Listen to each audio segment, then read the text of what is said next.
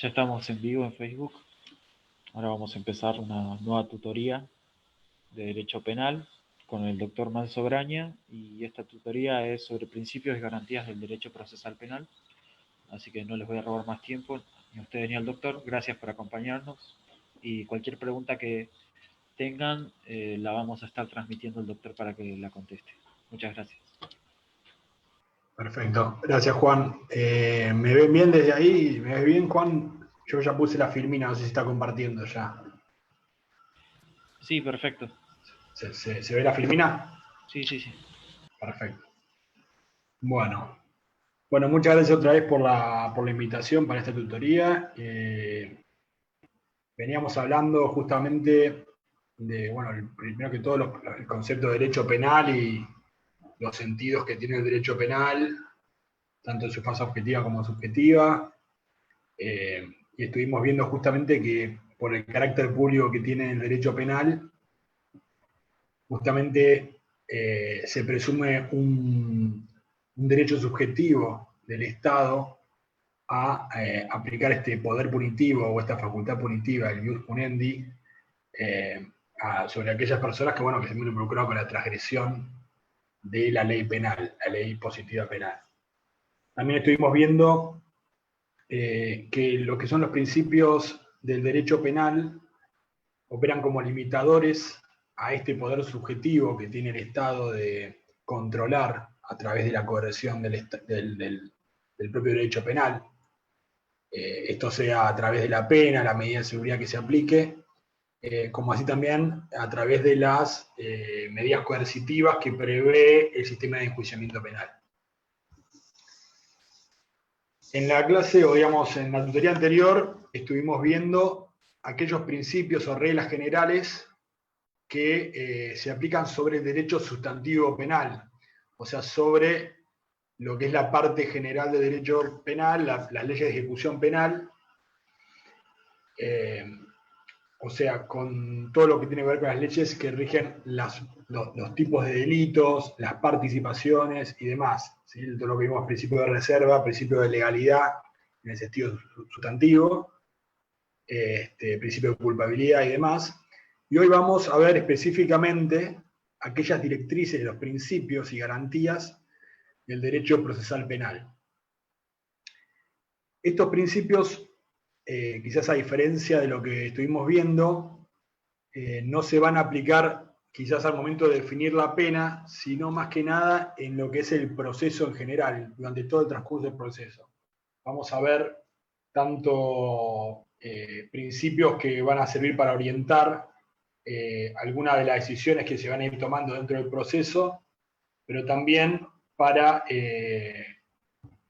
otros principios para regular cómo debe realizarse lo que se habla del debido proceso legal. Los principios y garantías, a veces se habla indiferentemente uno del otro, pero hay una diferenciación que ahora la vamos a ver básicamente en qué consiste.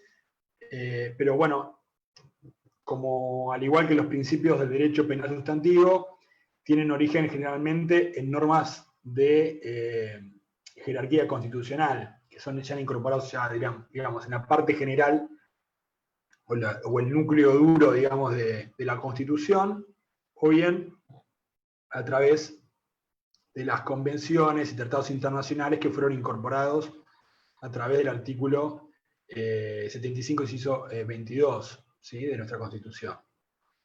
Entonces, bueno, ya para abordar lo que es la temática de los principios y garantías, hay que tener especial, digamos, resalto en el tema en cuanto a que estos principios son claras herramientas que nos van a servir para regular el poder coercitivo que tiene el Estado durante el proceso en el sistema de enjuiciamiento, con independencia de que sea un sistema de enjuiciamiento de corte inquisitivo o acusatorio, que eso lo van a ver seguramente en la segunda parte de la cursada del año de las materias que estén haciendo sobre elementos de derecho penal. Pero bueno, estos principios se rigen justamente por cuestiones constitucionales y se aplican en todos los ordenamientos procesales de la Argentina. De acuerdo al sistema federal argentino, el Código Penal las normas que rigen el derecho penal sustantivo, o sea, el Código Penal de la Nación, se aplica en todo el país, porque obviamente hay un mandato constitucional donde las provincias han delegado en el Estado federal, en el Congreso Nacional, justamente el dictado de las normas penales, o sea, esto todo lo que tiene que ver con cuáles van a ser los delitos, cuáles van a ser las figuras y las conductas prohibidas, y las reglas de participación, todo lo que vimos y mencionamos respecto a cuáles son las pautas a seguir al momento de aplicar una pena. Todo lo que es derecho procesal, la parte procesal, cómo va a ser el sistema, cómo se va a aplicar, cómo se va a enjuiciar a una persona que traiga esos delitos, va a estar regulado por cada ordenamiento provincial, o en el caso de la ciudad, sea a nivel local por el Código Contravencional y Penal de la Ciudad de Buenos Aires, o en lo que son algunos delitos digamos, nacionales, o que todavía están reservados al Estado Nacional, en el Código Procesal de la Nación. ¿Sí? Entonces, van a notar que todos estos principios tienen especial funcionamiento en función de las normas constitucionales.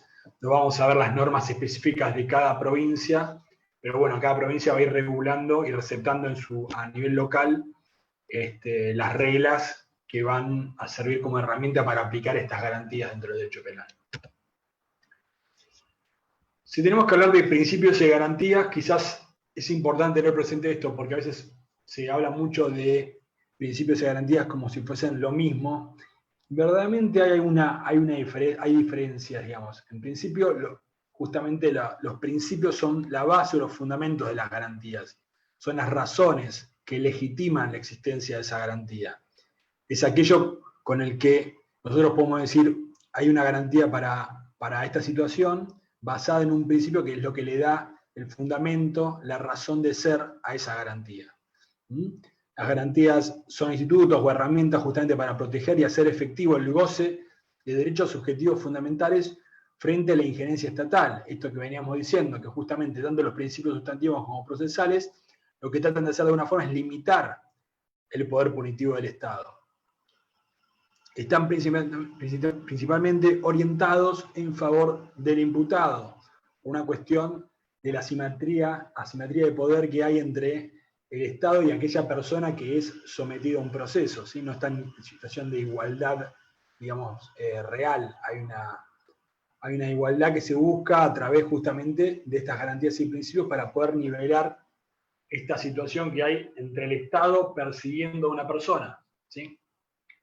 Los principios y garantías procesales son aquellos que se aplican durante la sustanciación del proceso, ¿sí? Para orientarnos en dónde estamos parados en este momento. O sea, se aplican directamente a los actos procesales que se van a dar durante todo el trámite del expediente y la causa hasta el momento del dictado del juicio.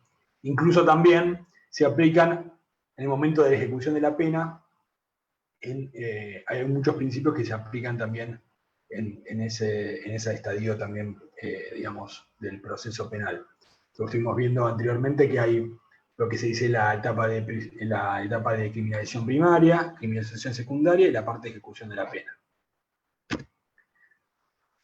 Y el principio o el derecho, digamos, la directriz que fija casi todas las garantías diría todas las garantías de las garantías y principios procesales, está dado por lo que se entiende como el debido proceso legal.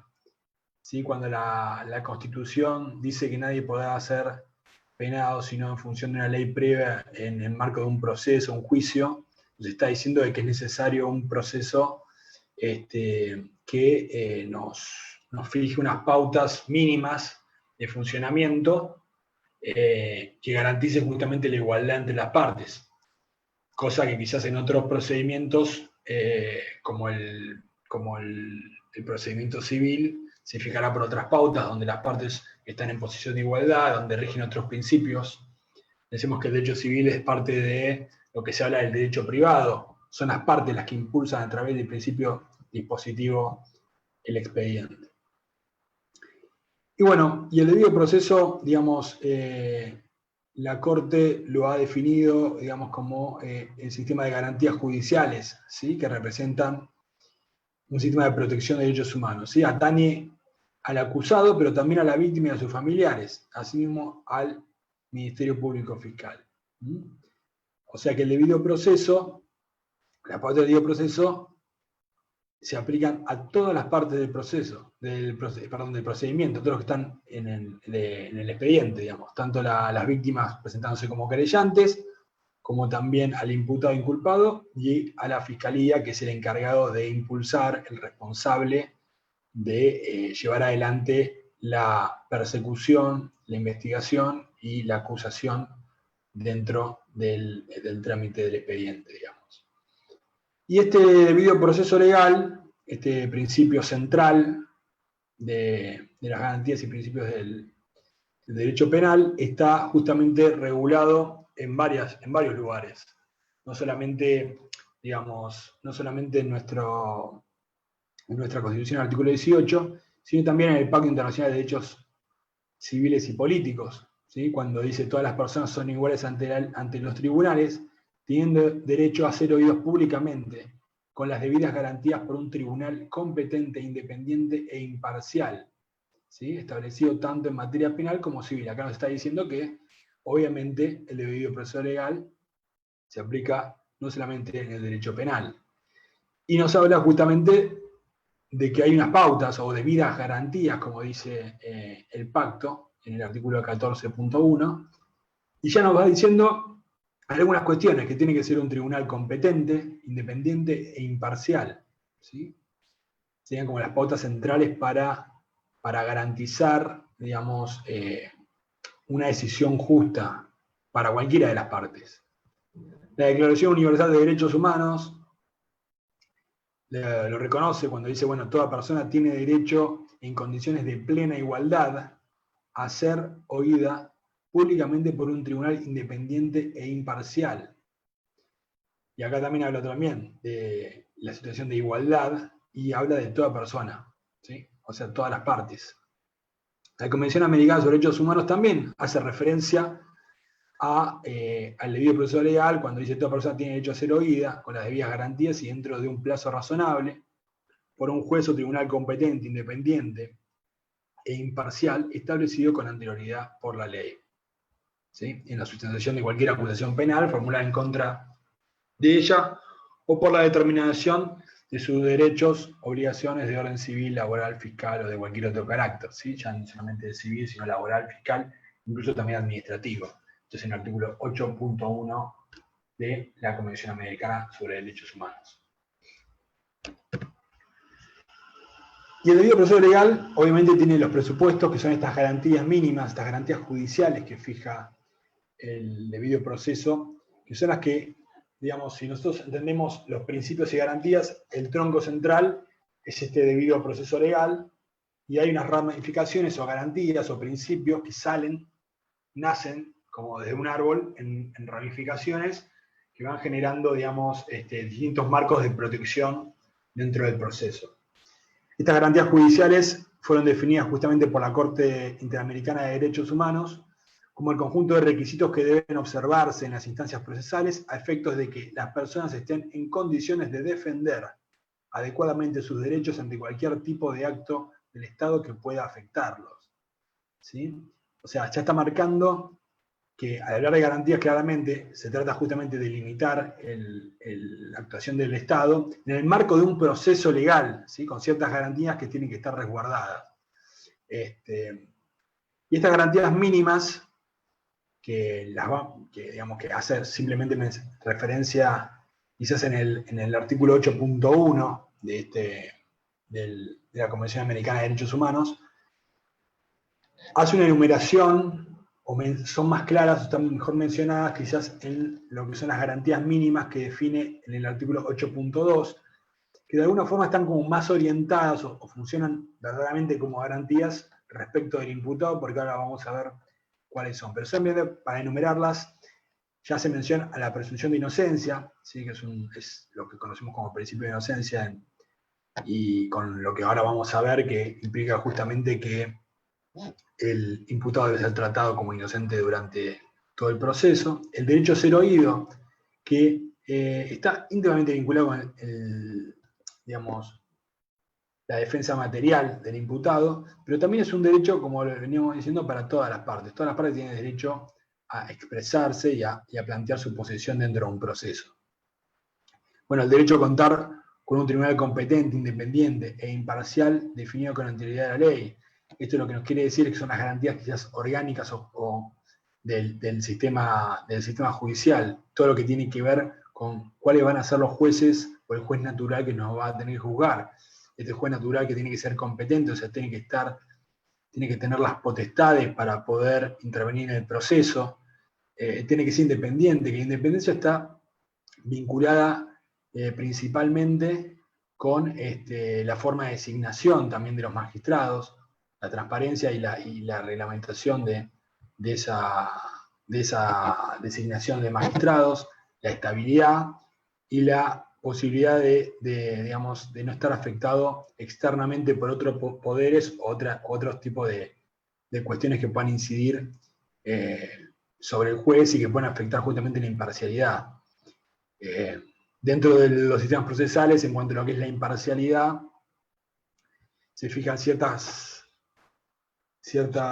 herramientas, como es la recusación o la excusación de los magistrados para apartarlo de las causas cuando se crea que hay algún interés o alguna cuestión que pueda afectar digamos, en el principio de objetividad que tiene que tener también un juez dentro del proceso penal, el hecho de poder ver los hechos sin tener, digamos, una visión parcial o, digamos, que esté condicionada de los hechos que se están juzgando dentro de un proceso penal.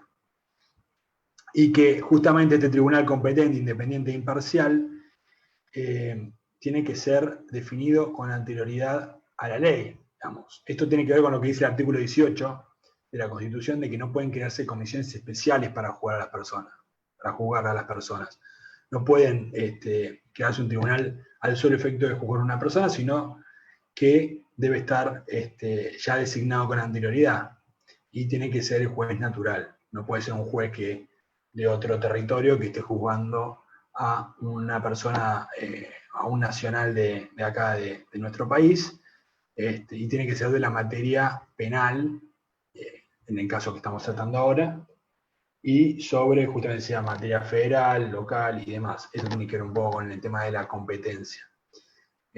Las posibilidades de recusación y excusación obviamente van de la mano con un montón de cuestiones procesales que están fijadas en cada uno de los códigos, pero básicamente tiene que ver con el hecho de que no haya relación con las personas que intervienen en los juicios, digamos, si hay una relación, digamos, algún parentesco con algún interviniente y demás. Bueno, todas esas cuestiones están más que nada reguladas específicamente en los códigos procesales. No lo vamos a tratar en detenimiento en esta tutoría, pero básicamente cuando habla de derecho a contar con un tribunal competente, independiente e imparcial y definido con anterioridad a la ley, habla justamente, con anterioridad y por ley, habla justamente de estas cuestiones que les menciono. Otra de las cuestiones que las garantías judiciales mínimas habla con el derecho a obtener un pronunciamiento fundado y dentro de un plazo razonable. Esta es una cuestión también, digamos, de que bueno, la posibilidad también de recurrir la decisión. La decisión no puede ser arbitraria, tiene que estar fundada en ley, fácticamente y jurídicamente. Y también el tema del plazo razonable, que tiene, lo que define concretamente es que debe haber un proceso, digamos, que no puede prolongarse y torne, digamos, inalcanzable los derechos de las partes que están bregando por el reconocimiento de un derecho, la decisión. A veces se dice se escucha mucho que no hay justicia si llega tarde.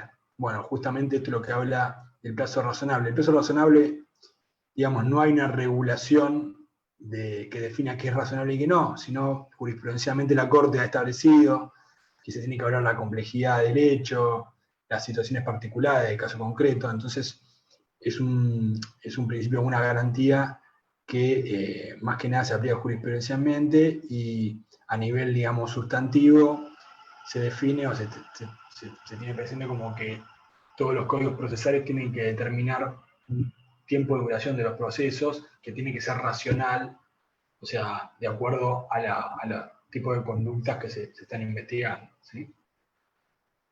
A ser asistido por un defensor, defensa técnica, eso lo vamos a ver más adelante también, así que no voy a ahondar en este tema. A no ser obligado a declarar contra sí mismo ni a declararse culpable también, la prohibición de autoincriminación, que lo vamos a ver más adelante, y a recurrir el fallo ante un juez o un tribunal superior. Acá es obviamente el derecho al recurso, el doble conforme y todo lo que vamos a ver más adelante. Pero quería mencionarles que justamente el debido proceso legal, además de estas garantías mínimas, hace mucho hincapié en esto del tribunal competente, independiente e imparcial. Por eso hago mención especial en esta parte de la exposición. Y acá entramos en uno de los principios quizás centrales y que definen la presunción, que es eje central de todo proceso penal, que es la presunción de inocencia. ¿Sí? En distintos ordenamientos hay presunciones en favor o una de otra parte, o presunciones, digamos, respecto a la validez de una prueba o no. Por ejemplo, en el derecho laboral hay una presunción a favor del reo, lo que se llama el indubio, a favor del trabajador, indubio pro operario. Así que es muy similar a lo que nosotros entendemos como indubio pro reo. Pero bueno, las presunciones de inocencia básicamente lo que quiere decirnos es que toda persona que es sometida a un proceso debe ser tratada, digamos, no puede ser tratada como culpable, sino hasta que existe una sentencia condenatoria que se encuentre firme en su contra. ¿Sí? Es una cuestión de un derecho iuris tantum, ¿sí? Es una presunción que solo puede ser derribada cuando haya una sentencia condenatoria, que específicamente lo que implica eso es que haya una declaración de responsabilidad o una declaración de culpabilidad. Por eso cuando hablamos en la otra tutoría del principio de culpabilidad, está íntimamente asociado con el principio de inocencia, porque justamente se pierde la inocencia cuando existe una declaración de culpabilidad que ya no pueda ser modificada, o sea, que se encuentre firme.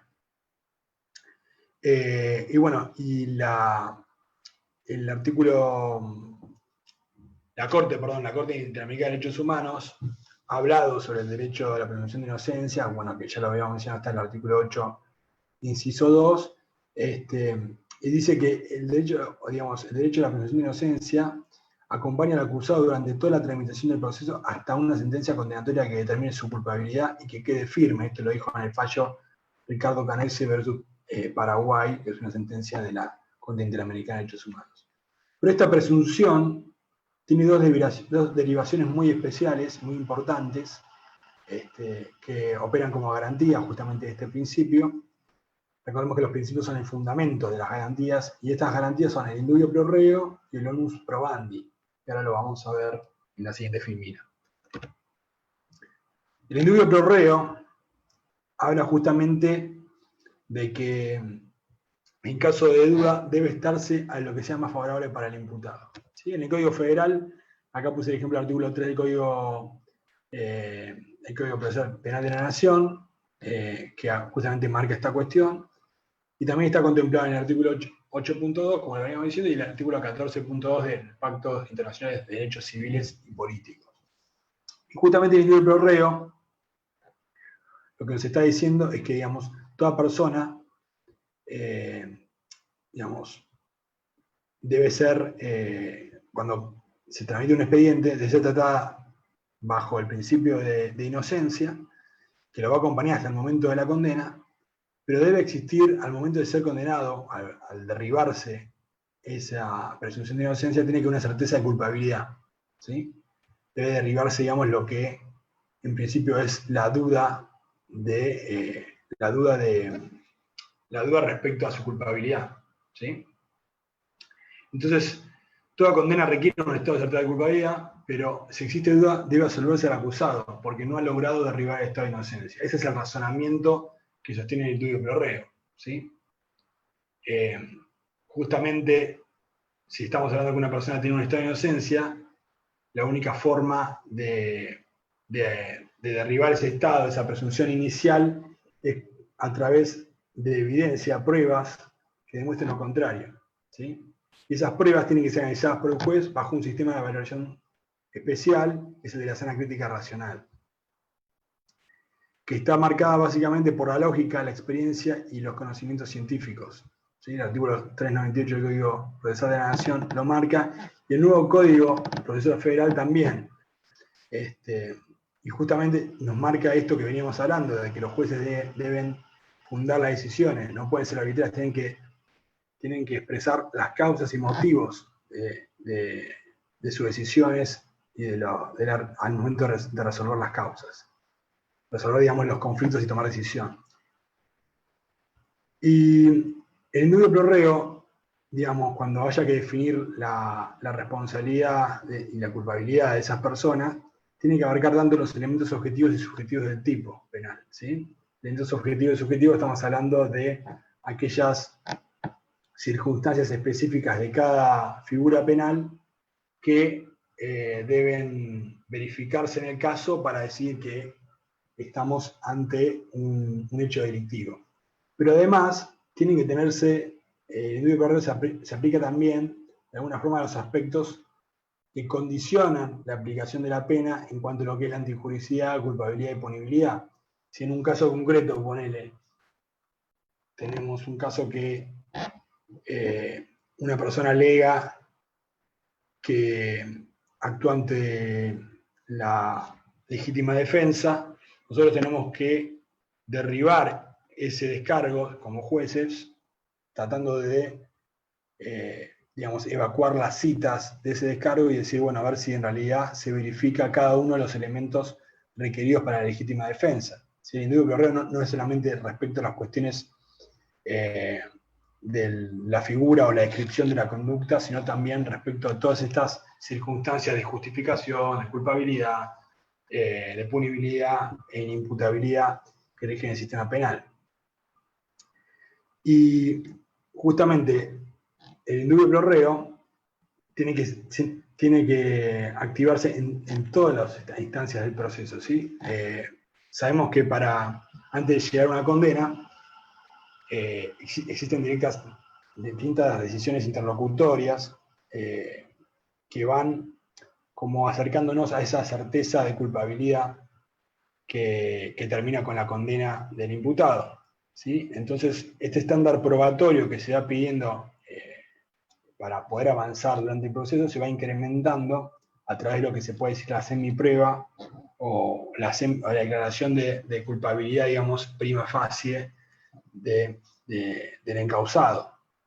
Por ejemplo, si hablamos del momento de llamado indagatoria, no se necesita certeza de culpabilidad, simplemente con la sospecha de culpabilidad de que esa persona esté involucrada en el delito, es suficiente como para convocarla a prestar declaración indagatoria.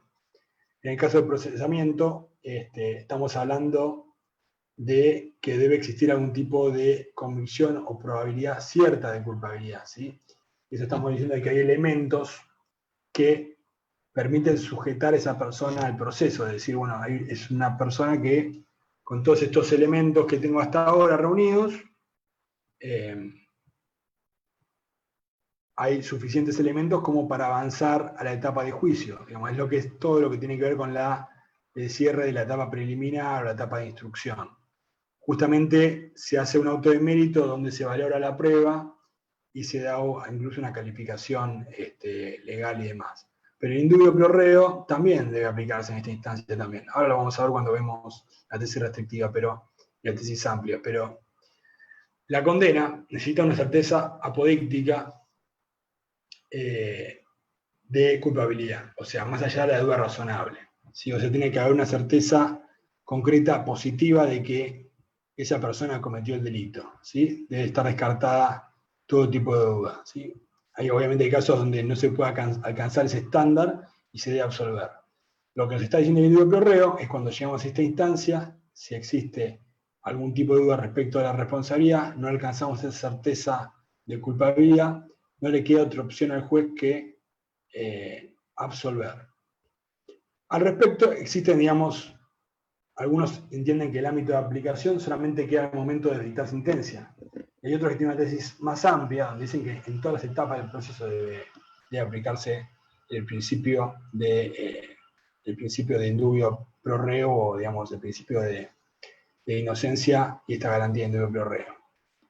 Y en el caso, digamos, una situación donde una persona fue indagada y no tenemos suficientes elementos como para sostener mínimamente la participación, digamos, la culpabilidad, la materialidad del hecho, se aplica lo que se llama el sobreseimiento, que esto directamente tiene que haber una certeza negativa de que esa persona no ha cometido el hecho.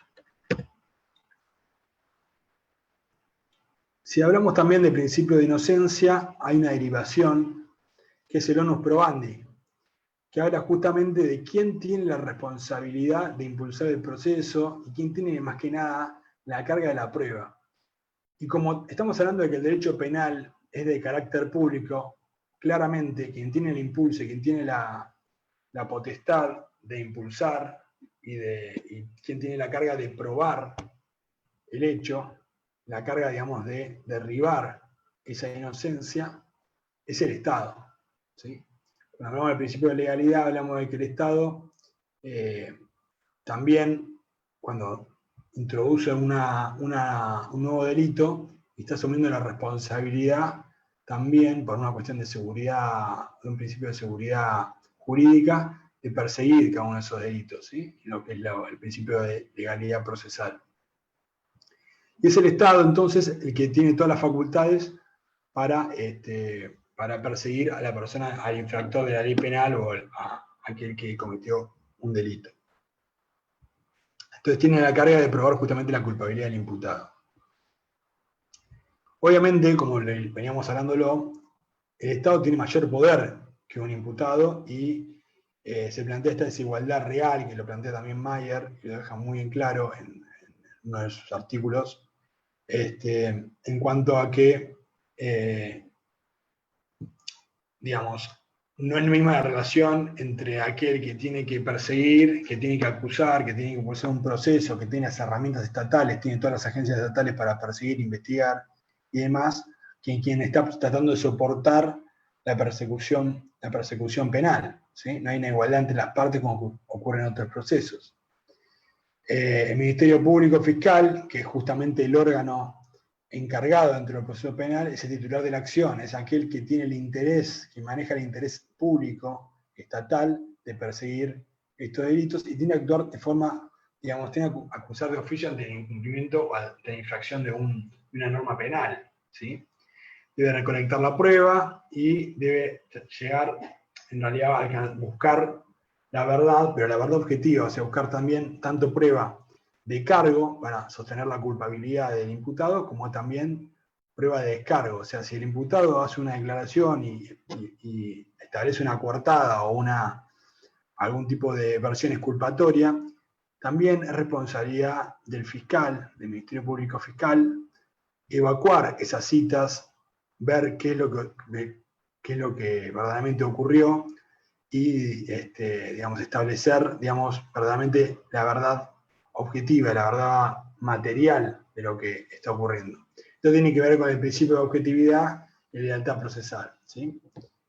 La lealtad procesal, obviamente, en el sentido de que debe abordar también las pruebas y, digamos, siempre buscando alcanzar la verdad, digamos, no solamente agarrar prueba que decida a su favor, sino que si hay una prueba que puede servir surge una prueba que puede servir para exculpar al imputado, debería tenerla. Dijimos entonces que la carga de prueba está en manos del Estado. Sin embargo, hay situaciones en las que el derecho parece como que abandona esta garantía o esta derivación del principio de inocencia y pone en manos del imputado la carga de probar su inocencia, cuestión que es muy difícil. Imagínense la situación de tener que estar probando que uno no cometió algo. Es casi imposible. ¿Cómo probar que yo no cometí tal delito? ¿Cómo probar que alguien no lo cometió? Bueno, es mucho más difícil que probar si alguien lo hizo, digamos. El contraste es muy distinto. Y en el caso de enriquecimiento sin causa, sí que está regulado en el artículo 268, inciso 2 del Código Penal, justamente parece que la norma como que hace recaer sobre el imputado la carga de probar su inocencia, cuando debería presumirse, porque dice, aquel que no justificare un enriquecimiento patrimonial apreciable suyo o de persona interpuesta para disimularlo, ¿sí? O sea, está diciendo que para que uno si uno tiene, digamos, tiene dinero que no puede justificar, cierta cantidad de dinero, o incluso si ha cancelado deudas y no se sabe cómo las ha cancelado, y no puede probar, digamos, que de dónde el origen de ese dinero, o no puede establecerse de qué forma se ha enriquecido, parecería que es culpable de este delito. Bueno, esto es una clara transgresión al principio de onus probandi, o de la carga de la prueba sobre el Estado. Y si hablamos del principio de inocencia, también hay que ver cómo incide esto en las medidas coercitivas que sean dentro del proceso, ¿sí? Sabemos que, digamos, el derecho penal no solamente tiene cuestiones de coacción, como son la sanción de la pena y la medida de seguridad, sino también medidas coercitivas que están destinadas básicamente a la concreción de ciertos actos procesales en el marco del sistema, digamos, del sistema penal o el sistema de enjuiciamiento penal. Y el principio de inocencia, justamente, es un límite, ¿sí?, para la imposición de medidas coercitivas. Y en ese sentido, la Corte ha dicho que justamente porque deriva justamente de la obligación estatal de no restringir la libertad del detenido más allá de los límites estrictamente necesarios para asegurar que no impedirá el desarrollo eficiente de la investigación y que no eludirá la acción de la justicia, ¿sí? Lo que nos está diciendo es que justamente nadie puede ser, digamos, privado de su libertad durante el proceso, salvo para asegurar los fines del proceso penal, que es la aplicación de la ley penal y la averiguación de la verdad. ¿Cuáles son los riesgos que atentan contra estos fines? Bueno, justamente el entorpecimiento de la investigación y el riesgo de fuga, ¿sí?, que también se entendió como el riesgo de eludir el accionar de la justicia y demás. Justamente el artículo 18 dice: nadie será arrestado sino en virtud de una orden de autoridad competente. Lo que nos está diciendo es que la regla es que toda persona tiene que ser detenida con una orden judicial, ¿sí? Obviamente hay excepciones y ahora lo vamos a ver.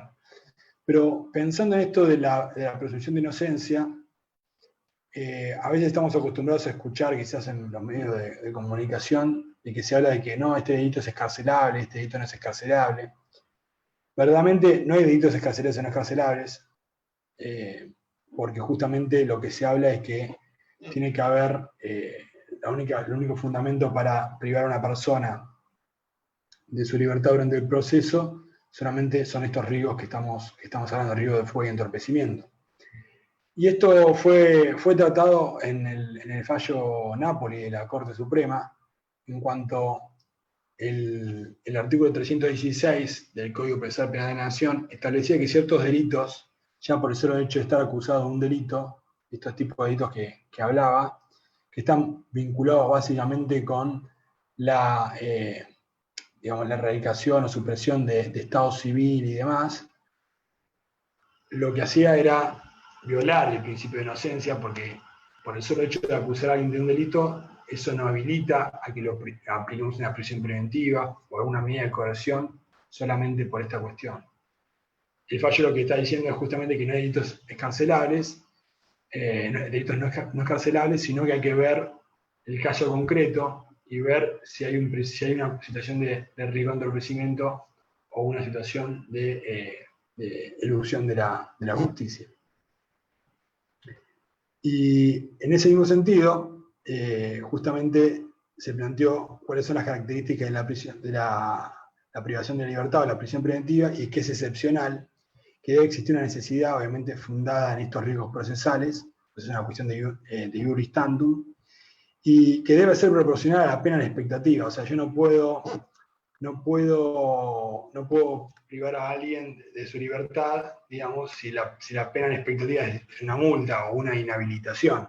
Sería totalmente desproporcional. También la proporcionalidad tiene que ver con cuánto es el tiempo que yo puedo tener a una persona privada de libertad si digamos, está esperando una pena que no puede superar más de 3 años y yo lo tengo privado de la libertad casi 2 años o casi estoy cumpliendo los términos de suficientes como para que pueda alcanzar una libertad condicional o una libertad anticipada. Y el carácter excepcional de la prisión preventiva o las razones para privar de la libertad a una persona tiene que ver con que, por ejemplo, el artículo 280 establece que la regla siempre es la libertad.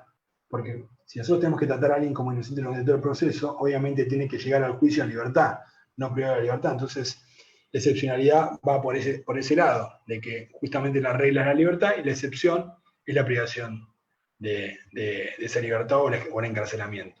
Y debe existir una necesidad que, como dijimos, es fundada en estos riesgos procesales.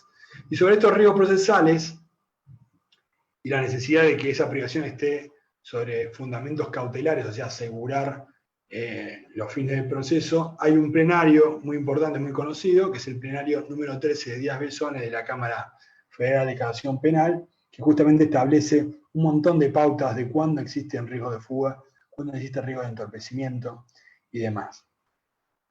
Pero volviendo al artículo 18, tenemos que tener presente cuando decía que nadie puede ser arrestado sin orden, sino en virtud de una orden de autoridad competente, está hablando específicamente del juez.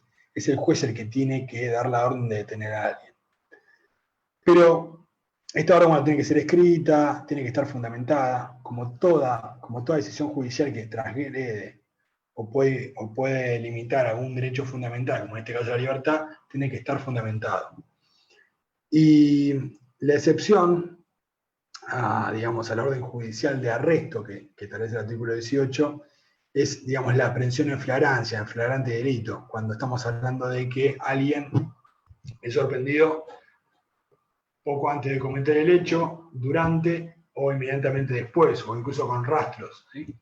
Cada ordenamiento procesal lo establece distinto, pero lo que nos está diciendo es que hay situaciones específicas donde la autoridad judicial no es necesario tener una orden judicial para arrestar a alguien o para privar de la libertad a alguien. Pero esa excepcionalidad tiene que ver con que, digamos, la aprehensión en flagrancia o la detención por la policía cuando alguien está cometiendo un delito tiene un fundamento no cautelar, sino de aseguramiento para poder llevarlo ante el tribunal y que sea juzgado. La prisión preventiva, obviamente, como dijimos, también, al ser una cuestión que limita la libertad, tiene que ser dictada por el juez, porque es una decisión de corte jurisdiccional, ¿sí? Tiene que haber un acto de mérito. Perdón, Nacho, te transmito 3 preguntitas que dejaron acá en Facebook. Sí, a ver. Brevemente. Una dice, ¿cómo hacer cuando el Ministerio Público Fiscal recolecta pruebas que no hacen al fondo de la cuestión procesal que se trata e induce al juez a cometer un error en el desarrollo de la causa, derivando ello en un entorpecimiento de la investigación? A ver, cuando el fiscal introduce prueba que no, ¿me repetís? Cuando introduce prueba que no hace al objeto de la causa. Claro, dice, no hacen al fondo de la Que con cuestión eso entorpece la procesal. investigación. Claro. Dice que induce al juez a cometer un error en el desarrollo de la causa. Bueno, son muchas cuestiones. No sé si, como interpreto la pregunta, el fiscal, digamos, obviamente impulsa la prueba, pero el juez es un juez de garantías que tiene que controlar la pertinencia y validez de cada prueba.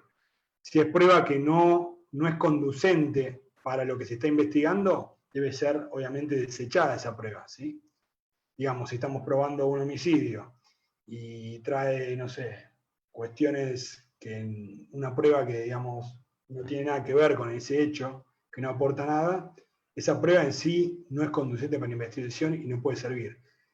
Después, si introduce prueba que es falsa, digamos, o que fue obtenida ilegalmente, como puede ser, digamos, con intervención telefónica sin orden judicial o de manera ilegal, debe hacerse una acción de exclusión de prueba, digamos, cuando es inválida, como lo que es la teoría del fruto del árbol venenoso. Digamos, cuando se está dando una situación donde estamos ante una prueba que, por la forma en que fue obtenida, digamos, sea porque se violó la cadena de custodia de ese objeto que secuestramos o que encontramos, no tiene validez, digamos. El fiscal no puede aportar prueba que no sea válida ni pertinente, a eso es lo que voy. Y el juez, como juez de garantía, tiene que desecharlo. Y acá no estamos hablando del riesgo de entorpecimiento por parte de la fiscalía, porque la verdad, la fiscalía es responsable de la investigación. Si al fiscal se le cae la investigación, no podemos privar de la libertad al fiscal porque hace una mala investigación. Esto rige simplemente a los términos de la aplicación o no de la prisión preventiva. Digamos, no, estos riesgos procesales no aplican a la actuación del fiscal. ¿Sí? No sé si se entiende lo que estoy explicando. Si aporta prueba que no es pertinente, o sea, que no sirve para esclarecer el hecho o que es ilegal, el juez lo debe desechar. Y la actuación del fiscal nada tiene que ver con el entorpecimiento de la investigación o con el hecho de eludir la justicia. Esto tiene que ver con la situación que puede generar el imputado profugándose, o sea, yéndose a otro lugar, o simplemente intimidando a testigos para entorpecer la investigación. Pero esto es todo para la excarcelación. ¿Se Buenísimo. entendió? ¿Se Sí, entendió? sí, sí. Porque yo tampoco entendí muy bien la pregunta, pero No, era bastante cualquier cosa, complejo. si quiere repreguntarme, lo vemos, pero yo entendí como que esa cuestión, sí. Después dice, ¿qué alcance tiene el fallo Napoli a nivel nacional? Bueno, a nivel nacional, digamos, es a nivel federal, porque lo está aplicando sobre el artículo 316 del Código Procesal de la Nación. Obviamente, el alcance del fallo de la Corte, digamos, no tiene un alcance al caso concreto y obviamente fija en doctrina que después debe ser seguida por el resto de los tribunales inferiores, ¿no? Los tribunales ordinarios. El alcance sería justamente que fija una doctrina donde nos dice que la prisión preventiva no está fundada en la culpabilidad, sino en la existencia o no de riesgos procesales. O sea, yo no estoy aplicando una prisión preventiva por la gravedad de lo que se está aplicando a alguien, o del delito que se está atribuyendo a alguien, o la gravedad, o la culpabilidad que tiene esa persona en el hecho. Eso no tiene nada que ver. Lo que tenemos que orientarnos es en la existencia o no de riesgos procesales y entender que la prisión preventiva es excepcional, que solamente se aplica cuando es necesaria y tiene que ser proporcional, tiene que tener una proporción con el delito que se está investigando. Eso es lo que se está diciendo en el fallo Napoli. En cuanto al alcance, obviamente los fallos de la Corte son siempre utilizados como doctrina para aplicar en cada fallo, pero digamos, el alcance siempre de los fallos de la Corte es aplicado al caso concreto y se debe aplicar en todo caso en forma directa en una situación completamente análoga, pero no, digamos, ese es el alcance que tiene el fallo Napoli en concreto. Perfecto, muy claro. Y la última dice, la proporcionalidad de la pena en expectativa debe estar ligada con los límites de tiempo establecidos para la prisión preventiva. Exactamente, así es. Está íntimamente vinculada a la proporcionalidad en la prisión preventiva. Tanto en el tiempo que se lleva a privar de la libertad de una persona, como justamente en la medida de coerción. Después pueden fijarse, quizás yo me rijo mucho por el Código Procesal Nacional y Federal, pero hay un montón de medidas que privan la libertad. Porque uno cree que nada más está la prisión preventiva, pero también está la prohibición de acercamiento, existe la caución juratoria, la caución real, existe la prohibición de salir del país, que son injerencias que limitan la autonomía de la persona, o sea, limitan la libertad, privan de cierta libertad a las personas. Obviamente la más grave, la más lesiva, es la prisión preventiva. Y en ese sentido también la proporcionalidad tiene algo muy importante, que es, yo tengo que aplicar, digamos, yo no puedo por el hurto de un chocolate tener un hurto que encima tiene una pena no mayor a 2 años de prisión, tener a una persona detenida 1 año por robar un chocolate. Digo, si yo creo que hay un riesgo de fuga o entorpecimiento de ese hecho, tengo que analizar, por ejemplo, si es un hurto de un chocolate, qué entorpecimiento puede haber si quizás esta persona la agarramos, se secuestraron las cosas, se identificó a la persona, no hay riesgo de entorpecimiento de esta persona porque va a entorpecer la investigación. Y después analizar quizás si esta persona tiene un arraigo, si esta persona anteriormente tiene otros procesos que que se le dieron excarcelaciones y no las cumplió, o ha cambiado de domicilio, o ha falseado su identidad, ha dicho que se llama de una forma y en realidad se llama de otra.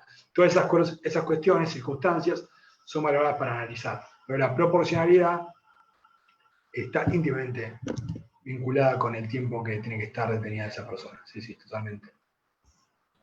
Perfecto, eso era todo. Bueno, perfecto.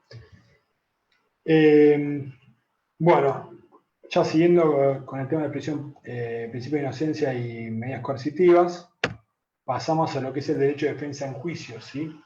El artículo 18 dice que el derecho de defensa en juicio es inviolable, ¿sí?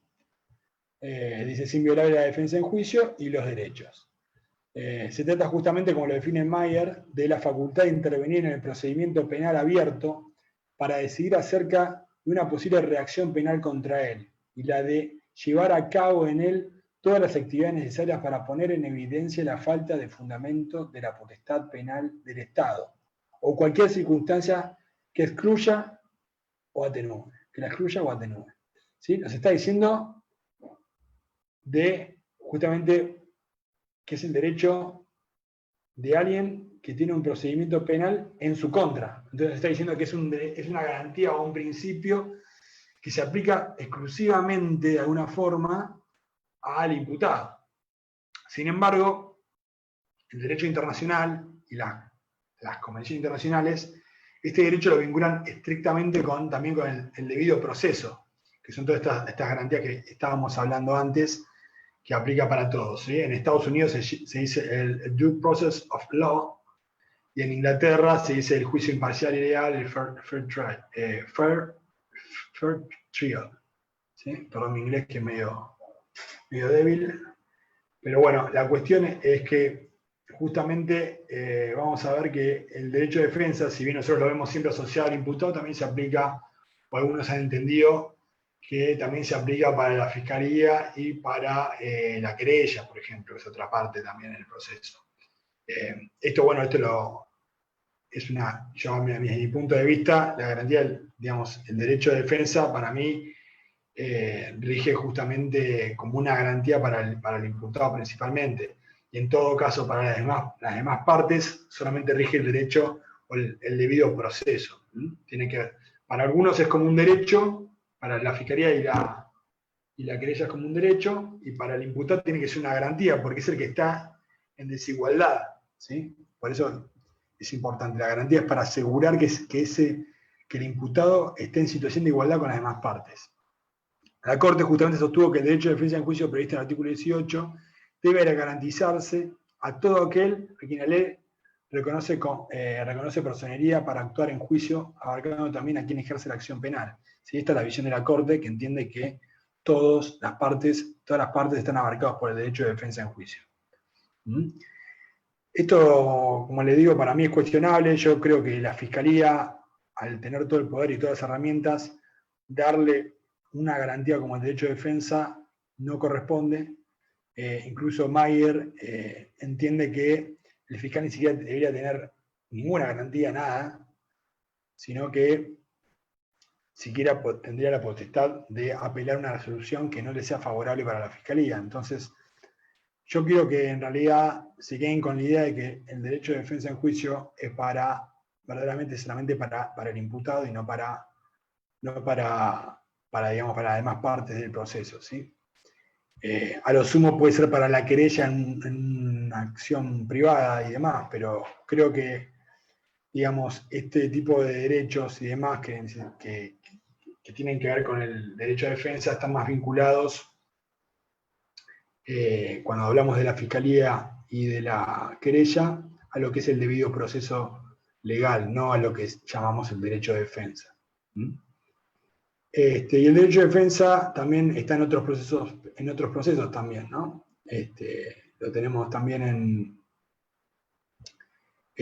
lo vemos también en sede civil, en sede privada también, digamos, todo lo que es laboral también se puede plantear la necesidad de un derecho de defensa.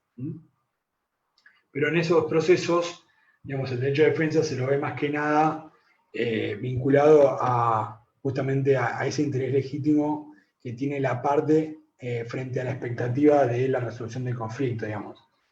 Cuando hablamos quizás en un proceso civil, decimos que el demandado y el actor tienen un derecho de defensa en cuanto a que pretenden que la decisión que se resuelva en una causa civil, el juez actúe imparcialmente, que el juez dé fundamentos, que el juez les corra traslados a las dos partes para que se expresen las dos, que tengan derecho a ser oídos. Entonces, ese derecho de defensa en realidad es completamente distinto al derecho de defensa en lo que es el ámbito penal. ¿Sí? Tiene muchos matices, muchas diferencias. Y por eso yo hice un cuadro como para que veamos algunas características de lo que es el derecho de defensa en el penal y lo que es en sede civil. Y justamente, como decíamos, en derecho penal, el derecho de defensa es una garantía del imputado. ¿Sí? Está concebido como una garantía del imputado. Y en sede civil, como un derecho para todas las partes, tanto la actora como la demandada, y que está vinculado más al debido proceso. Hay una particularidad, una distinción también entre el derecho de defensa en penal y en civil, que tiene que ver con que en derecho penal no se admite el proceso en ausencia del imputado. ¿Sí? Si una persona en el proceso penal directamente se profuga, se va, queda rebelde con una orden de captura o no, con un pedido de paradero en todo caso, y el trámite se suspende, no puede avanzar el trámite. ¿Sí? En cambio, en sede civil está regulada la rebeldía, ¿sí? La contumacia del demandado o el actor. ¿Sí? En ese caso, incluso tiene una valoración que la persona esté rebelde y le puede jugar en contra. ¿Sí? En sede penal sí le juega en contra la rebeldía, pero no tiene un efecto, digamos, en el trámite concreto, simplemente la suspensión de ese trámite. También hay una distinción.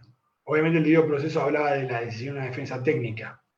Tanto en penal como en civil, toda la asistencia letrada o la defensa técnica tiene que estar, es ineludible. En sede civil, nadie puede prescindir de tener un abogado letrado que lleve el expediente, que represente en el expediente, que haga las presentaciones y demás. En sede penal, tampoco. En sede penal, todos los imputados tienen derecho a un abogado y tienen la obligación de tener un abogado, si no es que ellos se representan a sí mismos, siempre y cuando sean profesionales, sean abogados y puedan defenderse a sí mismos, ¿no? Pero acá hay una distinción en cuanto al fundamento de la obligatoriedad de esa defensa técnica. En sede penal es obligatorio porque es para asegurar el efectivo ejercicio de los derechos del imputado en el proceso. Y en sede civil es para asegurar el normal sustanciamiento del proceso y el orden en el planteo de las cuestiones. Después hay otra cuestión, hablando también de estas diferencias en cuanto a los comportamientos del imputado y de las partes en el proceso penal y civil. Y es el derecho a ser oído. En sede penal puede ejercerse durante todo el proceso y el silencio no puede ser valorado en su contra, ¿sí? La prohibición de autoincriminación. ¿Sí? En sede penal, una persona que está imputada, que está acusada, puede pedir que se le reciba declaración indagatoria en cualquier momento del proceso, es decir, yo quiero declarar, quiero que se me amplíe la declaración, en la etapa de juicio puede pedir la palabra y demás.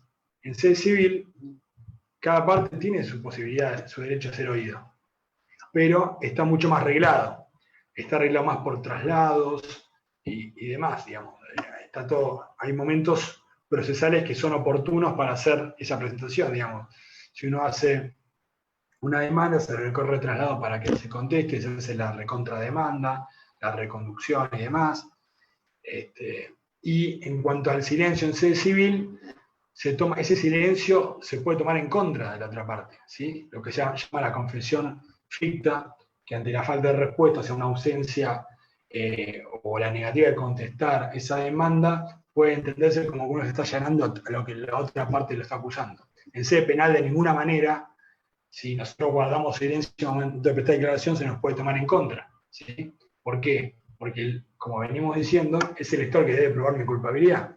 ¿Sí? Yo puedo declarar, para traer pruebas, para sostener mi inocencia, para esclarecer en mi favor lo que ha pasado en ello, para una explicación y demás. Pero no tengo la obligación de hacerlo. Y ese silencio no puede ser valorado en mi contra. Y de lo que es la defensa en juicio hay ciertas derivaciones, y lo que veníamos ya hablando un poco es el derecho a ser oído, ¿sí? Que también está regulado en el artículo 8 y 14 en las convenciones, tanto la Convención Americana de Derechos Humanos y en el Pacto Internacional de Derechos Civiles y Políticos.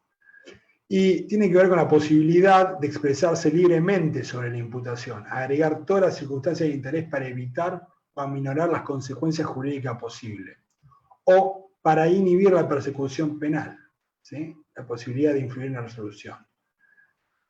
Y se funda en el principio de contradicción. Lo que nos está diciendo es que si hay alguien que está acusando, yo tengo derecho a defenderme, tengo derecho a ser oído en el proceso, a decir lo que creo que pasó, a arribar y poner sobre la mesa circunstancias que la otra parte no ha puesto, digamos, a defenderme, a tener esta defensa material. Es la defensa material del imputado, es poder declarar, es poder conocer lo que me están imputando, conocer los hechos, conocer la prueba, conocer todas las circunstancias y qué delito me están atribuyendo, yo poder dar una respuesta y poder dar una explicación a eso, o simplemente poder guardar silencio y hablar cuando me lo aconseje mi abogado o cuando yo lo crea pertinente. Tenemos una Y más, pregunta. sí. Preguntan, ¿la rebeldía en el proceso penal es motivo de suspensión de los términos prescriptivos del proceso? ¿Se considera como un acto interruptivo de la prescripción de la acción penal? No es un acto interruptivo. La rebeldía en el proceso penal es un acto que suspende el trámite, pero no el plazo de prescripción, ¿sí? Si una persona queda rebelde, digamos, se profuga, se desaparece del proceso, el plazo, se suspende el trámite del expediente y el plazo sigue corriendo, con lo cual, si pasa mucho tiempo, esa persona que estaba con una rebeldía, prófugo, digamos, puede prescribir la acción penal, ¿sí? por el transcurso del tiempo. ¿Está bien? ¿Hola? Eso era todo, está bien. Sí, perfecto. Muy bien. Y Mayer dice que hay presupuestos para el derecho a ser oído, o sea, cosas que tienen que sí o sí existir para que la persona tenga verdaderamente un derecho a ser oído. Y dice, bueno, ¿qué es? Una imputación necesaria. O sea, nadie es imputado, nadie está involucrado en una causa penal si no existe una imputación dirigida. Yo como sé que soy el acusado, bueno, porque existe obviamente una imputación, y esta imputación obviamente es necesaria, pero tiene ciertas características, ¿sí? Tiene que ser entendida como la imputación como esta afirmación clara, precisa y circunstanciada de un hecho, ¿sí? Tiene que ser clara, precisa y circunstanciada, con todas las circunstancias, de modo, tiempo y lugar. No puedo hacer, digamos, acusaciones, digamos, sobre categorías conceptuales o abstracciones, digamos. Se te acusa de ser homicida, se te acusa de ser ladrón, de ser estafador, de ser un corrupto. Tenés que explicar qué hechos se están atribuyendo con claridad, porque estamos imputando hechos. Esto tiene que ver con lo que veíamos en la otra tutoría sobre el derecho penal de hechos. No estamos imputando una persona por eso. No estamos imputando hechos, no estamos imputando personas. No estamos imputando el desarrollo de esa persona o cómo es esa persona, sino el acto concreto que se le atribuye. Y en segundo lugar, aparte de que existe una imputación, esa imputación tiene que ser intimada, ¿sí? Se le tiene que dar en conocimiento, se le tiene que dar, comunicársele al imputado, ¿sí? Tiene una comunicación previa y detallada de imputación, ¿sí? Que se le dirige. ¿Por qué? Porque nadie puede defenderse una acusación que no conoce. Yo como puedo defenderme de algo que yo no sé que me están acusando. Para eso entra lo que es el tercer supuesto, el presupuesto, que es el de la audiencia, ¿sí? El derecho a ser oídos tiene que haber en un marco justamente de inmediación, donde yo puedo ser escuchado por todas las partes y por el tribunal, por sobre todas las cosas, ¿sí? En una audiencia pública, ¿sí? Obviamente libre de todo tipo de coacción, o sea, digamos, con total libertad de expresar, y las preguntas que se me hagan también tienen que ser claras y precisas, para no llevarme a un error, ¿sí? Para que no sean capciosas ni sugestivas, ¿sí? Y aquí, en esta instancia, cuando hablamos de la audiencia y el momento de declarar, hay un principio, una garantía, que es la prohibición de autoincriminación. Nadie puede autoincriminarse, ¿sí? Nadie puede ser obligado a declarar contra sí mismo. Yo puedo, digamos, revelar algo libremente, con voluntad, decir, yo, sí, la verdad, yo hice esto, pero esto otro no, o yo asumir el hecho que se me atribuye. Pero esta declaración o esta confesión no puede ser forzada, no puede estar obligado, ¿sí? Tiene que ser libre. El derecho a no ser obligado a declarar contra sí mismo ni a declararse culpable. ¿Sí? Está regulado en los artículos 8 y 14, como ya les comentaba. Y obviamente tenemos la facultad de abstenerse de declarar, o sea, como justamente nadie puede autoincriminarse ni puede ser obligado, nadie me puede obligar a declarar. Entonces yo tengo la facultad de abstenerme de declarar sin que se presuma nada en mi contra. ¿Por qué? Porque el principio de inocencia, como ya venimos viendo, nos está diciendo que justamente somos inocentes hasta que se muestre lo contrario y hayamos sido declarados culpables con una condena firme. El tercer punto es la correlación entre la imputación y el fallo. ¿Sí? Mayer acá lo que nos está diciendo es que la decisión judicial que se tome, la final, sobre todo el fallo final, debe estar basado en los hechos que fueron motivo de imputación. No pueden acusarme de un hecho y después juzgarme por otro hecho. ¿Por qué? Porque me privaron del derecho a mí de defenderme, de ser oído. Y acá juega este principio de congruencia, que justamente es que, digamos, uno puede, cuando a alguien se le imputa un hecho, hay una base fáctica, justamente que viene de hechos, es que son todas las circunstancias que se me atribuyeron, después puede cambiar la calificación legal, ¿sí? Puede cambiar la calificación legal, digamos. Puede que yo, en vez de tal delito, crea que ese hecho encuadra en otra figura legal, que en vez de un homicidio simple es un homicidio agravado y más. Pero todas las circunstancias de hechos tienen que estar claras, ¿sí? Tienen que ser las mismas, tiene que haber una congruencia, un correlato, ¿sí? Debe mantener la base fáctica de la acusación. No puede, o sea, puede modificar la subsunción legal, o sea, el encuadre, el tipo penal, el delito, ¿sí? Pero siempre que no provoque el desbaratamiento de la estrategia de la defensa del acusado, ¿sí?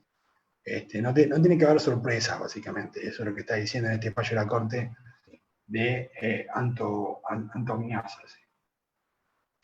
Y el cuarto punto, en cuanto al presupuesto de derecho a ser oído, es el poder controlar la prueba, ¿sí? Yo, antes de conocer la imputación y demás, es importante que yo también conozca la prueba que tiene en mi contra.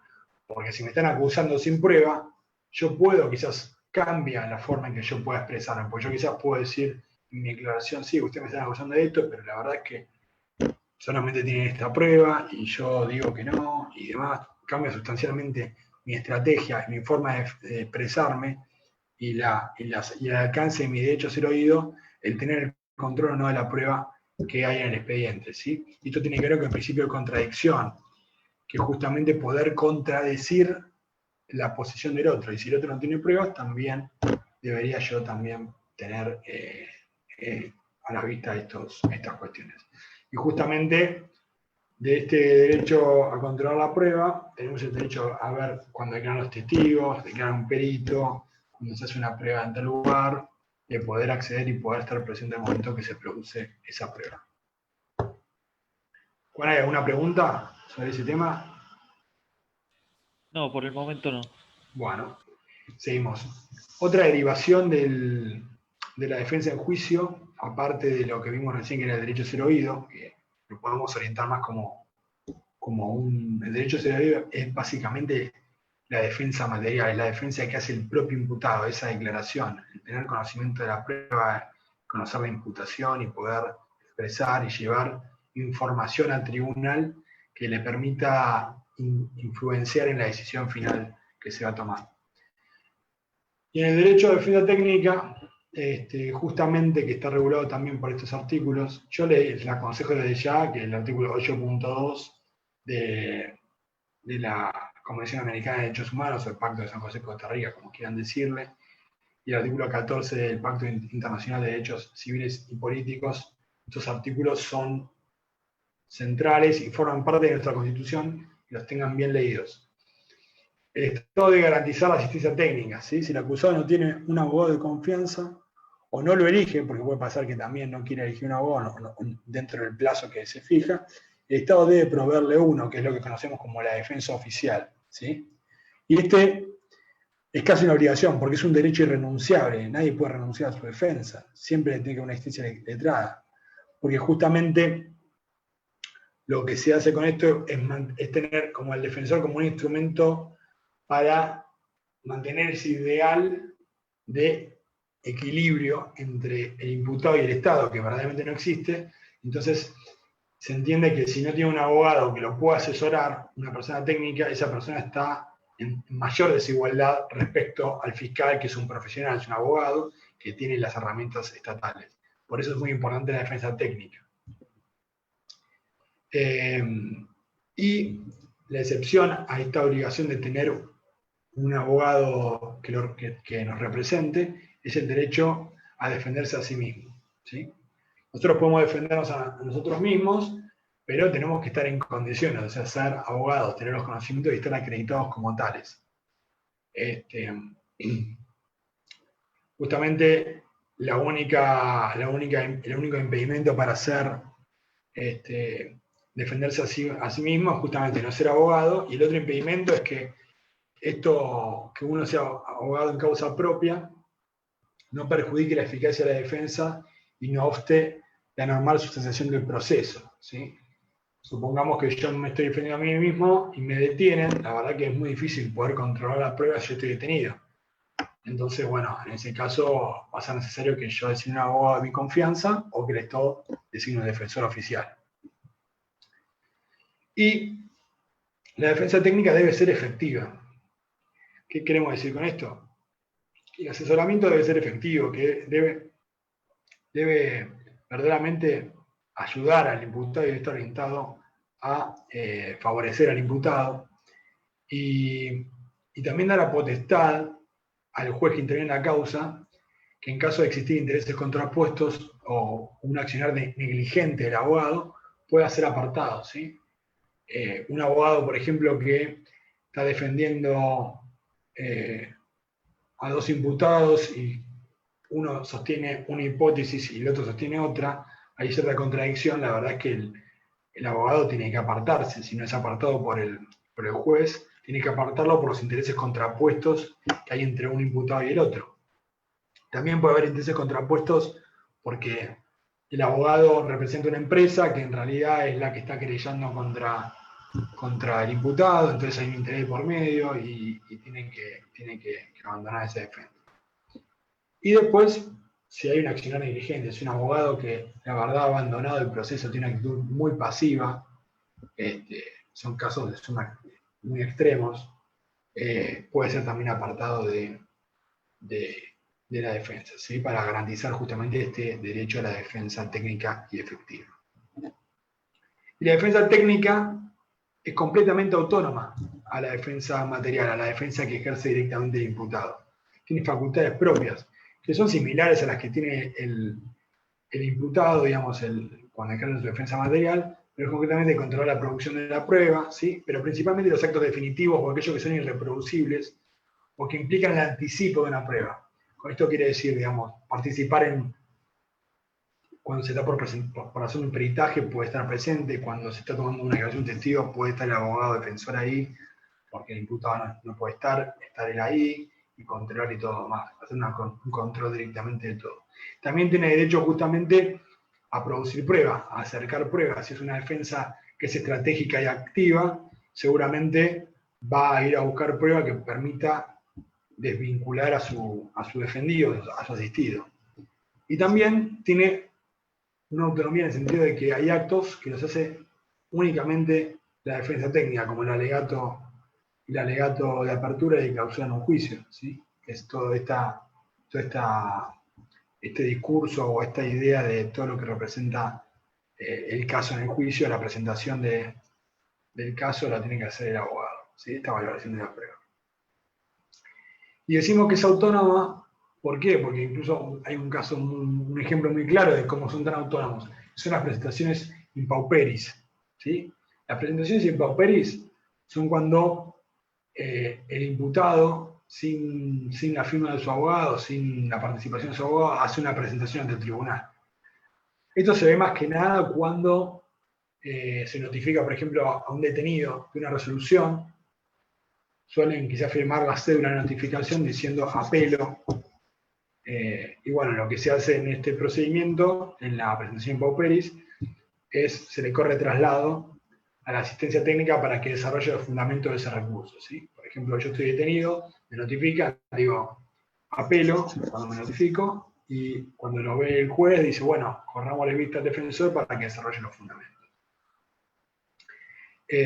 Bueno, justamente acá lo que sostiene el fallo Nachelli y la Corte dicen que son una manifestación de voluntad de interponer los recursos de ley, y es obligación de los tribunales suministrar la debida asistencia letrada que permita ejercer la defensa sustancial que corresponda. Por otro lado, hay algo muy importante en el vínculo que existe entre el abogado y, digamos, entre el imputado y el abogado quien ejerce su defensa técnica, que es la inviolabilidad de las comunicaciones entre el imputado y el defensor. Si hay una prohibición tajante de interceptar las comunicaciones entre el abogado y el asistido.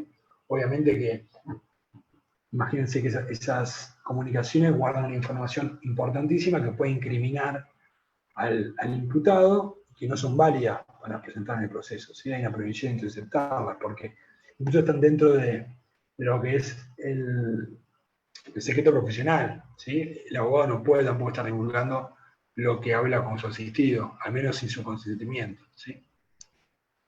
Y esta inviolabilidad de la comunicación entre el derecho entre el imputado y el defensor también abarca lo que es el derecho a la entrevista previa que tiene el imputado con el defensor antes de la indagatoria, antes de los actos, constantemente. No se le puede ser vedado esa posibilidad de entrevistarse con su abogado, siempre tiene que estar en comunicación. ¿Sí? Aún cuando esté incomunicado, o sea, a veces se detienen algunas procesas y se declara la incomunicación por cierta cantidad de horas para que no tengan comunicación con otros imputados y demás. Bueno, eso no exime del derecho de que sea entrevistado con su abogado antes de recibirse declaración indagatoria. Después también está otra derivación del derecho a defensa, que es el derecho al recurso. Y el derecho al recurso tiene que ser visto como la facultad de toda persona sometida al proceso a hacer revisar un fallo que le es adverso por un tribunal distinto al que lo dictó. ¿Sí? O sea, es una facultad que sirve justamente para que alguien revea una decisión judicial que me perjudicó, ¿sí? Que lo revea otro tribunal distinto, que no sea el mismo que resolvió. Y bueno, y la Corte Interamericana de Derechos Humanos lo describe como el derecho de impugnar el fallo, busca proteger el derecho de defensa, en la medida en que otorga la posibilidad de interponer un recurso para evitar que quede firme una decisión adoptada en un procedimiento viciado y que contiene errores que ocasionaron un perjuicio indebido a los intereses del justiciable. En el fallo Barreto Leiva contra Venezuela, la Corte planteó esta cuestión. Obviamente es una posibilidad de poder revertir esa decisión que, de nuestro punto de vista, la posición de la defensa, por lo menos, es injusta. ¿Sí? Sea porque tiene algún vicio, sea porque se presentó prueba ilegal, porque los fundamentos no son suficientes, porque la Fiscalía aportó algo que no correspondía. Y esto implica, justamente, está vinculado íntimamente con la garantía de la doble instancia o el doble conforme, que quiere decir que toda decisión judicial debe estar garantizada la posibilidad de que sea revisado por otro tribunal, ¿sí? La posibilidad de que sea revisado por un tribunal superior, o no necesariamente tiene que ser superior, pero generalmente de mayor jerarquía, y que tenga justamente una posibilidad de examen integral o una revisión amplia, un recurso amplio.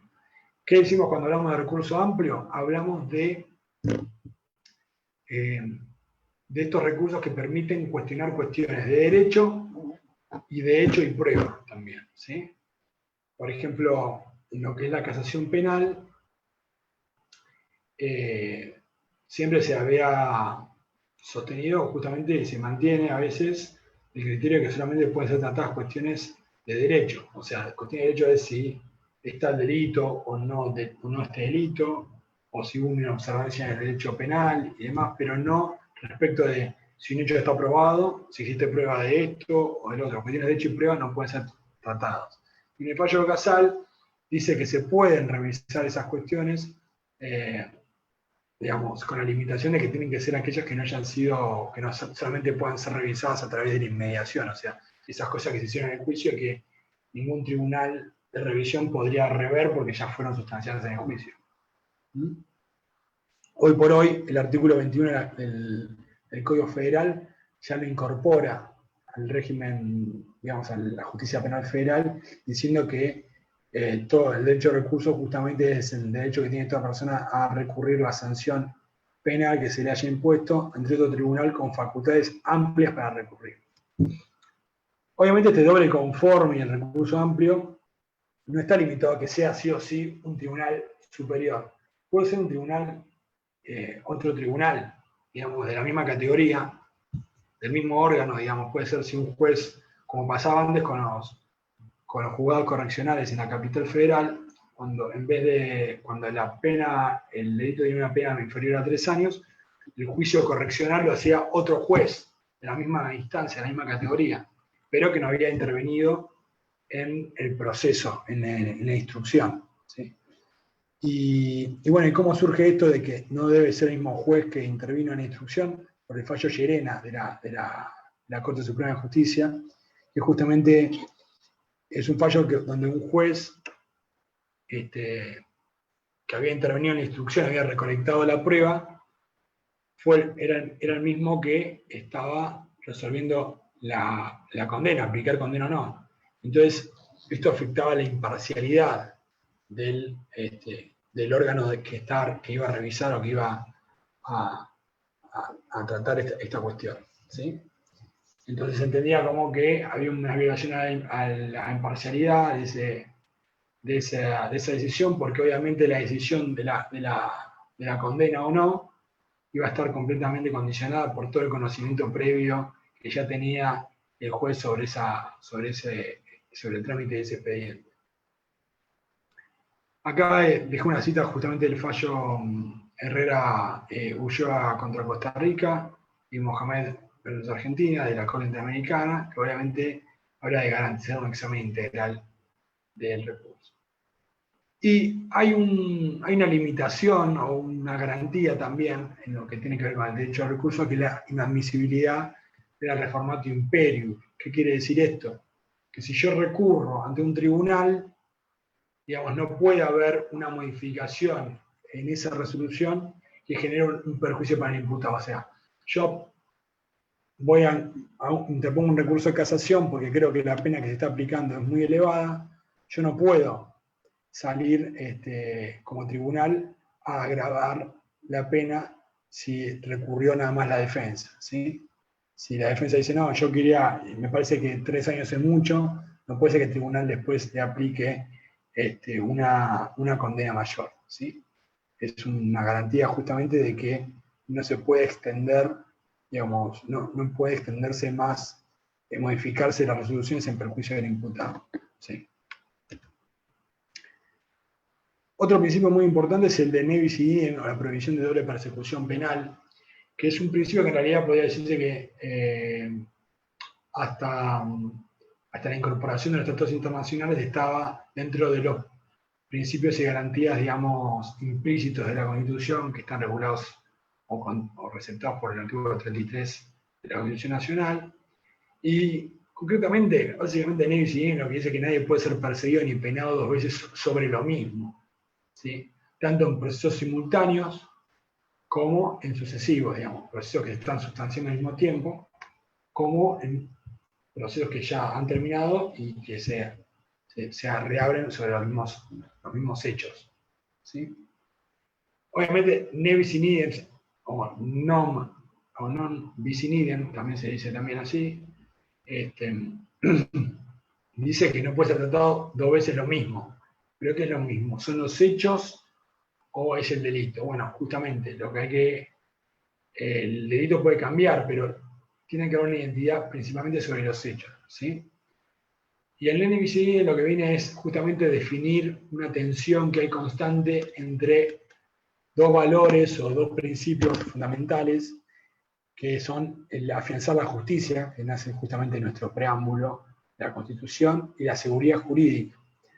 Porque decimos, bueno, imagínense una situación, alguien que es,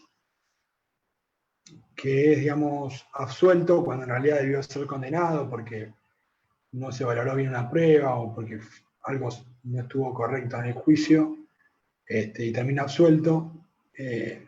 Imagínense, termina, digamos, desvinculado de la causa. Obviamente esto implica una afectación a la justicia, a afianzar lo que es la justicia material, porque decimos, hay una persona que debería ser culpable y terminó siendo absuelta. Y esta sentencia quedó firme. Nosotros no podemos revocar esa decisión y hacer un nuevo juicio sobre esa persona. ¿Por qué? Porque afectaría a la seguridad jurídica. Entonces, lo que sostenía, por ejemplo, la Corte en uno de sus fallos es que justamente es inadmisible que el Estado, con todos sus recursos y poder, lleve a cabo esfuerzos repetidos para condenar a un individuo por un supuesto delito, sometiéndolo así a molestias, gastos, sufrimientos y obligándolo a vivir en un continuo estado de ansiedad e inseguridad, y aumentar también la posibilidad de que, aún siendo inocente, sea hallado culpable. Lo que está diciendo es que no podemos meter a la angustia de otro proceso y a la incertidumbre de no tener una seguridad jurídica de que, digamos, en cualquier momento se puede reabrir un expediente o iniciar un nuevo proceso sobre algo que yo ya fui declarado inocente. En cuanto a hecho y delito, que decíamos, si lo que no debe perseguirse dos veces, no debe ser penado dos veces, debe ser un hecho o un delito. Bueno, la Convención Americana de Derechos Humanos, en el artículo 8, habla de los mismos hechos. Y el Pacto Internacional de Derechos Civiles y Políticos habla de delitos. Bueno, quienes sostienen que son hechos, que es la postura que prima, digamos, básicamente, es un derecho, un principio de nebis in idem mucho más amplio, porque los hechos no se pueden cambiar, son hechos. Las calificaciones pueden cambiar, entonces si cambiamos, podríamos estar imputando a una persona los mismos hechos, pero con diferentes delitos, y ahí estaríamos violando el nebis in idem. Entonces, para limitar este nebis in idem, también están los institutos de litispendencia y cosas juzgadas. Litispendencia cuando hay procesos simultáneos, cuando hay dos procesos que se están investigando lo mismo, hay una litispendencia, solamente un tribunal debe intervenir, el otro se debe inhibir y dejar que el otro intervenga. Y está el instituto de cosas juzgadas, cuando queremos volver a penar a alguien sobre un hecho, no podemos volver a juzgarlo otra vez, porque ya hay cosas juzgadas, hay cosas firmes. Y para que haya cosa juzgada o para aplicar este nebis in idem, tenemos que tener en cuenta las tres identidades que piden, que es identidad en la persona, en el hecho, que es, digamos, la base fáctica, la situación y demás, o lo que se puede decir como la parte objetiva, y tenemos el tema de la causa, o sea, tiene que ser por otros fundamentos, otro origen del fallo, digamos, otras causas, otros fundamentos utilizados para abrir ese expediente. La garantía de cosa juzgada, hay algunos que sostienen que hay un sentido formal y un sentido material. El sentido formal está más vinculado a lo que es la preclusión de los actos procesales cuando adquieren firmeza, digamos. Dicen que yo no, digamos, por ejemplo, una persona es procesada y digamos, digamos, es procesada en un expediente y ya pasó la instancia de apelación, yo no puedo volver a pedir que se revea eso porque no tengo derecho al recurso. Eso sería como el sentido de cosa juzgada en sentido formal. Y el sentido material es cuando hablamos de una sentencia firme. Cuando está en una sentencia firme y definitiva, ya se terminó el proceso, entonces ya estamos hablando de una cosa juzgada definitiva. Una cosa juzgada en sentido material. La Corte ha entendido que la cosa juzgada no es susceptible de alteraciones de revisión. ¿Sí? Tiene jerarquía constitucional, no es susceptible de alteración ni aún por vía de la invocación de leyes de orden público. ¿Sí? Solamente puede ser revisada a través del recurso de revisión, que nosotros en el Código Federal lo tenemos regulado en el artículo 479 en el Código Procesal Penal de la Nación. ¿Sí? Y es cuando acá lo define muy bien la Corte Interamericana, dice, si los actos en que se sostiene una sentencia están afectados por vicios graves que los privan de la eficacia que deberían tener en condiciones normales, la sentencia no subsistirá. O sea, cuando hay vicios graves en la prueba, cuando se omitieron valorar hechos importantes que fueron gravemente y que revertían completamente la decisión de culpabilidad o no de esa persona, existe este recurso de revisión para que sea revisada justamente, sea revista o se pueda ver otra vez esta decisión. También puede ser porque se aplica este derecho de revisión cuando hay situaciones como se deroga el delito por el cual la persona está detenida o fue condenada, o justamente hay una merma o se disminuye digamos, la escala penal de ese delito, y eso implica que la persona que fue condenada, digamos, a 8 años, la escala penal baja a 4 años, por ejemplo, sea dejada en libertad y sea revisada su condena. Bueno, y acá con esto terminamos con el tema de principios procesales. No sé, Juan, si tenés alguna pregunta Sí, para que... te Sí. transmito una que dejaron acá en Facebook. Dice, en el caso de existir varios imputados, ¿los abogados de los otros imputados pueden o deben, acá sigue, estar presentes en las declaraciones de los otros imputados? Concretamente, ¿es una facultad o una obligación? No, es una facultad. No tienen que estar presentes porque justamente la asistencia técnica está ligada a cada uno de los implicados en la causa. Entonces, digamos, cada uno representa un imputado distinto. Sí, a veces es recomendable saber bien qué es lo que declara el otro porque tiene incidencia sobre la versión que va a sostener, obviamente, mi representado. Yo soy un abogado y defiendo a alguien, me gusta saber qué es lo que va a declarar el otro imputado porque puede ser que esté responsabilizando a mi asistido. Pero no es obligación estar, no es una obligación, sino una facultad. ¿Mm? Buenísimo. Sí. Eso es todo por ahora. Bueno, espero que se haya entendido y bueno, gracias por haber participado y bueno, nos vemos. Gracias a todos los que nos acompañaron. Recuerden que pueden volver a ver la tutoría en nuestra página de Facebook. Gracias, doctor. Chao, Buenas hasta tardes. luego. Chao, Hasta chao. luego.